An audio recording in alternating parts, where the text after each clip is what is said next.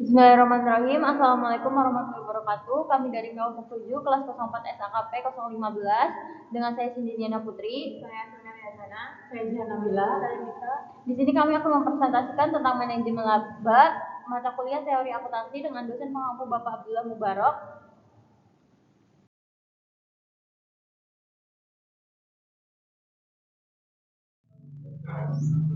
Selanjutnya, apakah kalian sudah tahu apa itu manajemen laba?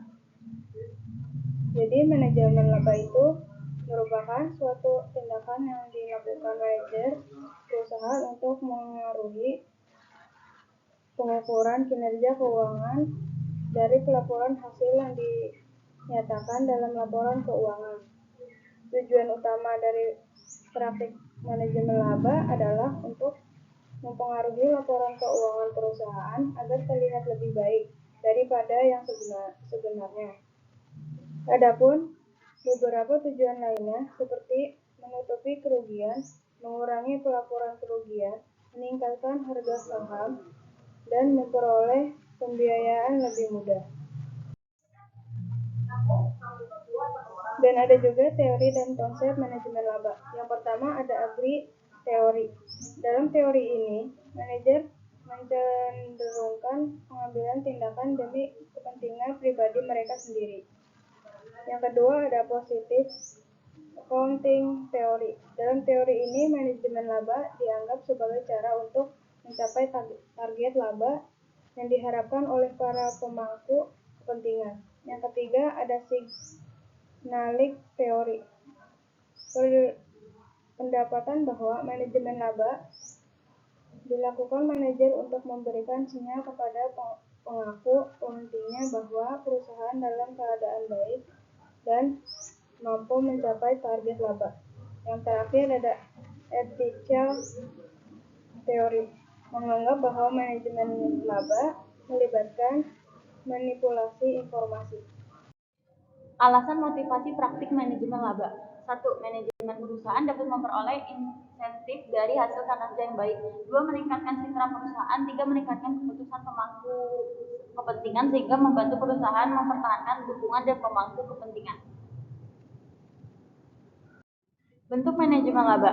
1. Pengelolaan pendapatan income smoothing bertujuan untuk menjaga tingkat pendapatan yang stabil dan menghindari fluktuasi yang terlalu besar. 2. Pengelolaan cadangan cookie jar reference reservoir bertujuan untuk meningkatkan pendapatan pada saat yang tepat. 3. Big bet bertujuan untuk meningkatkan kinerja perusahaan dalam jangka panjang. 4. Transaksi akuntansi yang agresif untuk meningkatkan pendapatan atau menaruh biaya. 5. Kebijakan investasi dirancang untuk meningkatkan laba pada periode tertentu. 6. Pengolahan laba biaya operasional melibatkan pengurangan biaya operasional untuk meningkatkan laba. 7. Pengolahan laba melalui laporan keuangan melibatkan manipulasi laporan keuangan untuk meningkatkan laba. Jenis manajemen laba. Manajemen laba positif terjadi ketika manajer meningkatkan laba perusahaan. Manajemen laba negatif terjadi ketika manajer mengurangi laba perusahaan untuk menghindari dampak negatif pada reputasi perusahaan. Manajemen laba diskresioner melibatkan penggunaan kebebasan manajemen untuk memanipulasi laporan keuangan. Manajemen laba real terjadi ketika manajer melakukan tindakan nyata untuk meningkatkan laba perusahaan. Manajemen laba fiskal terjadi pada akhir periode fiskal dengan mempercepat atau menunda pengakuan pendapatan. Manajemen laba sikul terjadi dalam siklus bisnis tertentu untuk memperoleh keuntungan dan tren industri. Contoh praktek manajemen laba. Pengelolaan beban. Perusahaan A memindahkan beban tahun sebesar 10 juta rupiah ke tahun berikutnya dengan alasan penundaan proyek untuk menurunkan beban dan meningkatkan laba bersih.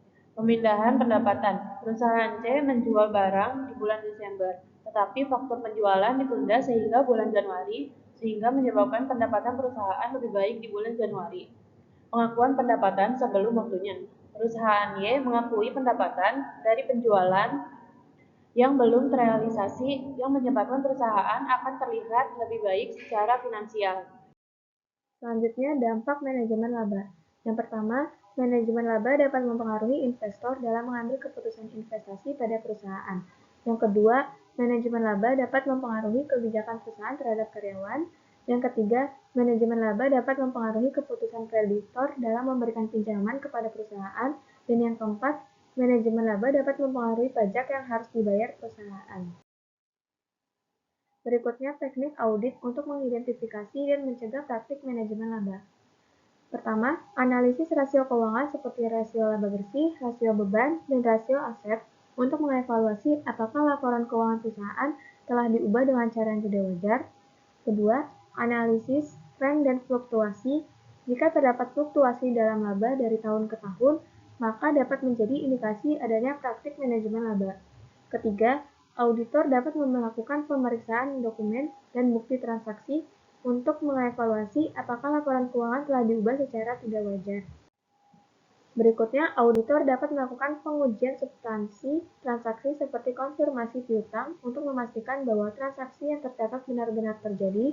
Dan yang terakhir, perusahaan dapat menerapkan pengendalian internal yang dapat membantu memastikan bahwa transaksi yang tercatat benar-benar terjadi.